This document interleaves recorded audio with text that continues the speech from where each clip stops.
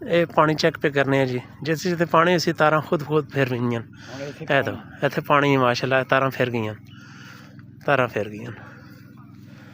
फिर गई साढ़े इस इलाके सारे तकरीबन पानी है तारा फिर गई और इस तरह पानी चेक किया जा रहा है जी। अच्छा जी देख लो बंदा स्पेशल बुला के पानी चेक भी किया कि देखो यह तारा भी फिरनियां ने जिते पानी ने शरनाटे पे चलने ना तारा खुद ब खुद फिरनियां ने।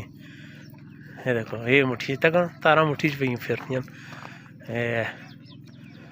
देख इत्थे भी सही पानी ना ये असां निशान लाया जी सही। ये अज मशीन ये हुण अज दुआ करसां माशाल्लाह ये दुआ करके तो हुण इत्थे असी करसां दुआ बोर शुरू करन लगे हैं। हाँ चेक कर करना